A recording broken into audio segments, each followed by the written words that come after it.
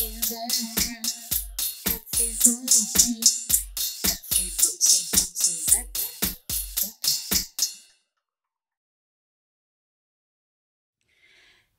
everyone, it's Liz here, Potsie Zebra. I haven't made a video in so long because I've had so many health issues and I kind of got carried away on my channel doing YouTube-y stuff but not really focusing on the whole POTS and EDS and all the other stuff kind of things.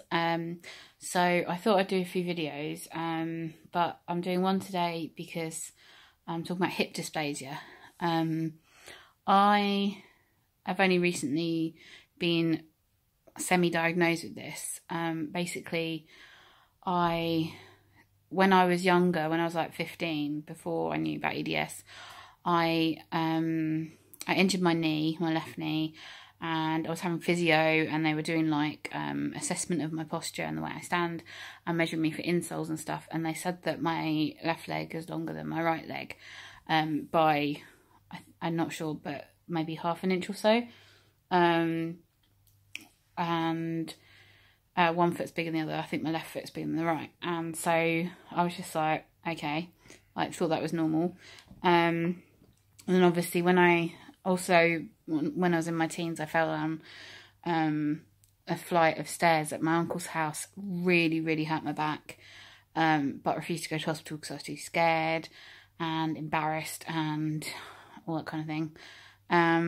So when I got obviously diagnosed for my EDS in my 20s, I had very little issues apart from the normal EDS things, bruising and the stretchy skin and the aches and the easy injuries, but I'd never had a major joint thing. And then about a year and a half, nearly 2 years ago now, that my left foot was turning out, and I was having other things. I've been getting seizures and all sorts of stuff. That's another video.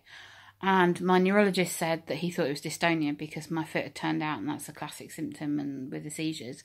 But dystonia has now been ruled out by 3 different neurologists, so that's a really good thing. But I went to see my EDS doctor, who I see at Stanmore in London, and she got me to walk up and down the room and was like, wow, you like waddle basically. I've always been told I've got knock knees, so my kneecaps point inwards, they're not straight on. My feet are flat. I'd previously saw an orthotist probably a week before my EDS appointment, who'd said that like my ankles roll in, my knees point in, there was like loads of problems, and when I was standing up straight, I was asked to like lift my top up so I could see where my hips were, and I could see the uneven, like my legs, different lengths, and the way I walk was really bad. So my EDS doctor said that she thought I had hip dysplasia, and I had no idea what it was. I was like, oh, okay, and she immediately sent me for an X-ray, and it was crazy because for the 6 months before that appointment, I was getting quite a lot of hip pain, and obviously my foot turned out, and I was just getting aches, and just I didn't know why or what.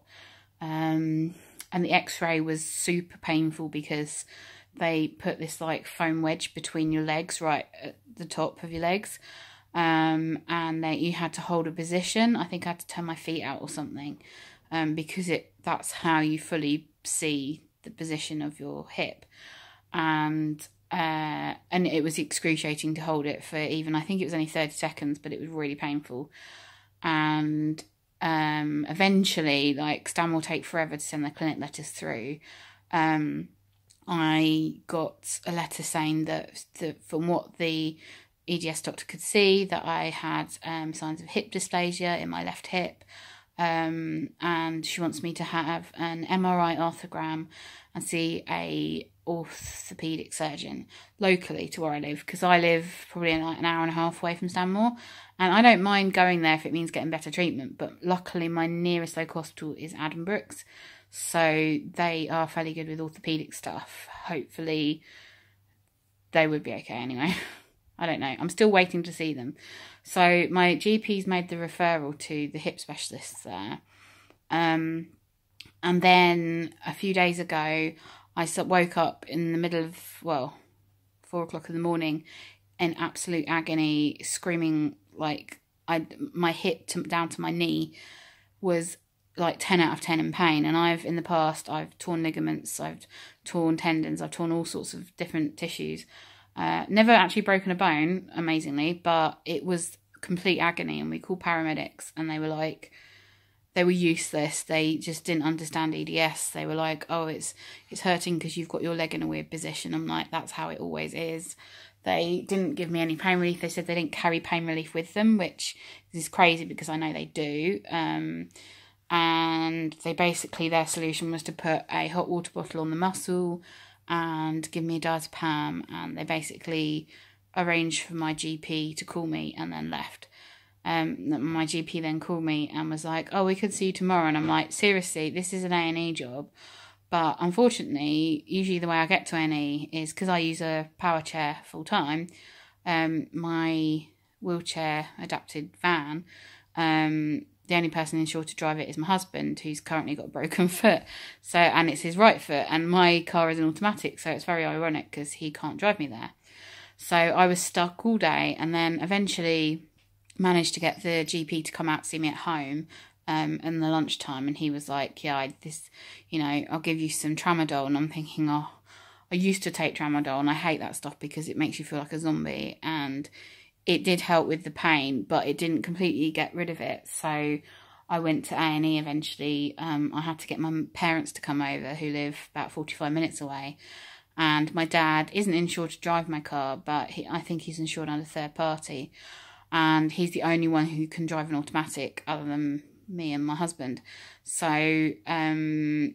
he had to drive me to A&E. And my GP said he'd send a letter. And I got there, and of course they hadn't had the letter, and it had been like 2 hours since my GP said he sent it, so it was very odd. So I had to go through the whole triage process, which I had to wait 45 minutes to even see a triage nurse, but then she took me straight through to the A&E bit, where the doctor was great. She did an examination. She said, yes, you need an x-ray. And then they came and gave me the gown, and I got ready, and I was like, I'm more comfy sitting in my chair, and they wanted me lying on a trolley, but I cannot get comfy in any position because the pain was so bad. But then I had to wait over half an hour, and then my mum was had to go and tell the nurse, look, she's in so much pain, can she go for the x-ray? And eventually I did.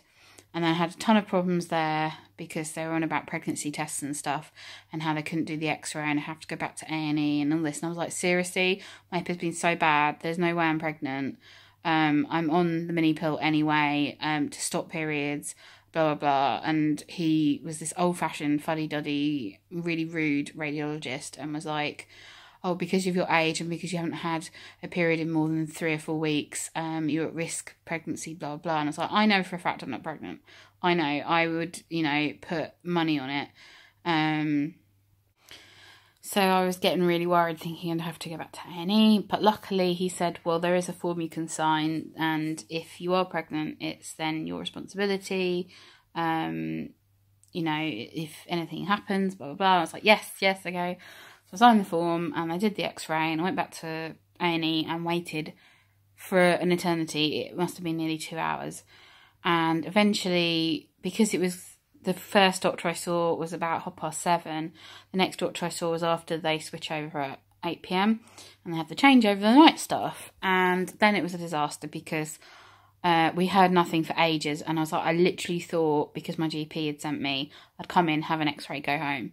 Because he wanted to see the x-ray, but they made a big thing of it. And then eventually this junior doctor, really young, came in, was like, oh, well, your x-ray's really bad, it shows that your cartilage is all worn, and there's not much of it left, and you've got arthritis in your hip, and blah, blah, blah. And I was like, I've been diagnosed with hip dysplasia. And she was like, oh, right, okay. And I was thinking, do they even know, because the first doctor had all my notes and knew, and I was like, did they even tell radiology I had hip dysplasia, because it might make a difference.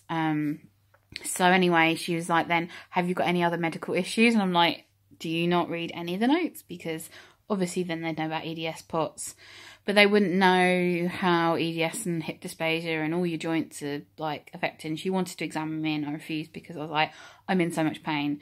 she said she couldn't give me any more painkillers, anything stronger than tramadol, because I wanted some Oromorph. Has to go through my GP. So I was like, oh my God. And then I said, well, what is actually wrong with me? Like, because it feels more muscular because it's down to my knee. And she couldn't tell me. And then she said if in a week it was worse or not any better, then I should go back to A&E to see the orthopaedic team to get a CT scan. And I'm thinking, why would I go to A&E? Surely my GP should send me with a letter. But who knows? And it was a complete disaster. And then we got home really late. Me and my parents didn't have had any dinner. Adam was on his own eventually. And it was just a nightmare. And they were like, oh, do you want us to keep you in? And I was like, that's the worst thing you can do, because I need to look after Adam, because I couldn't put any weight on my leg either. Like, not any weight. But the last couple of days it's got a little bit better. But today because it felt better, I've done more. Before I was going around my bungalow in my wheelchair all the time. And today I haven't at all. I've just been out in it. But I've been able to, like, sit down and do the washing up. But when I sat down, this is one thing I don't know, because I am very new to hip dysplasia. I don't know if this is normal, and it's something I will mention. I sat down to do the washing up on a perching stool, and even though my foot was dangling down, it basically went completely numb and pins and needles. When I stood up, the feeling came back again, but it was weird. And that's also happened when I've been sitting with my legs up, because we've got reclining sofa, and I don't know why it's going numb. Also, I've been managing to sleep better. The pain isn't as bad, so I'm just taking paracetamol now. I'm just going to make this less bright. There we go. And I don't know what to do. My appointment with the orthopaedic surgeon has taken so long. It's taken about 5 weeks to even get anywhere, because my GP did refer me, but the MSK service sent some kind of form to fill in for him. And I don't even know what or why. I think they wanted to know specifics of why I've been referred. And it's just so frustrating. All I've read up is that hip dysplasia has to have surgery, and I don't know if that's true. Obviously, if it's something you can live with, but I've read that it just gets worse and worse until you do have to have surgery. But obviously, I don't know if you have a hip replacement, how does that work with EDS? Because surely, I don't know if it'd take to it. Like, would it even work? Would you have keyhole surgery? Or what? I've basically now got a disc with the image that they did, the X-ray. It's really bad quality. And I've looked on the internet of other hip dysplasia ones, and it's like identical. It shows my left hip is higher up as well, and it's shallow in the socket. But I'm trying that. I've contacted my EDS doctor at Stanmore, and they're requesting that the X-ray I had a few days ago, so they can compare it to my January one. I was supposed to have the report from the A&E, but because I only went today and they haven't had a chance to do the report, it wasn't on the CD. So luckily, well, not luckily, but I'm going to the orthotics department on Monday, which is in a few days, and I'll be able to pick up the report then from the hospital. The orthotist will be good, because I personally think the insoles have maybe emphasised the pain or made it worse, because every time I've worn them, I know it's supposed to ache a bit, my feet or my legs and stuff, but my feet haven't ached at all, and my hip just aches a little bit more every time I wear them, and obviously my foot's turned out, so it's like, what am I supposed to do? Like, so the A&E said stop wearing the insoles, but I'll see what orthotics say. They might even suggest something else, but I've just literally had to stop the video because a new support's come. I ordered it online. I'll show you a picture of it, because it's literally, until I know what to do, I feel like I need some support. The hip feels like it's just going to give out at any moment. So if anyone's got any useful tips on hip supports, anything I can do to make the pain less, that would be great.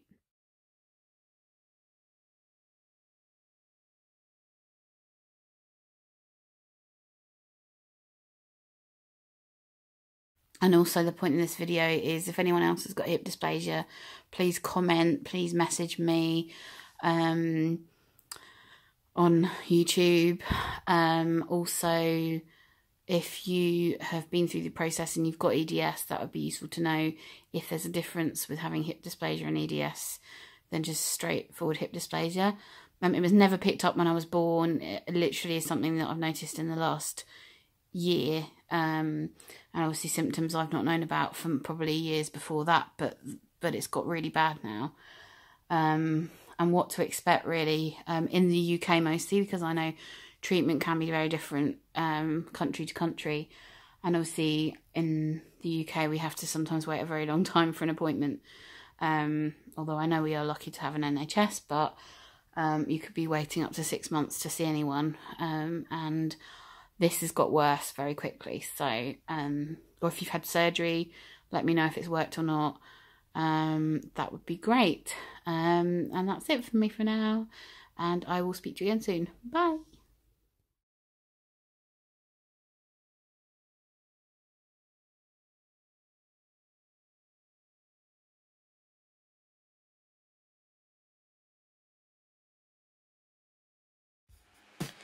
Thanks for watching, everyone. Stay tuned and click the picture of me on the screen right now, and you can subscribe to my channel. Please like the video and click the bell notification if you want to know when my next videos are put onto YouTube. There should be a box on the screen where you can see other videos I've done. Happy watching!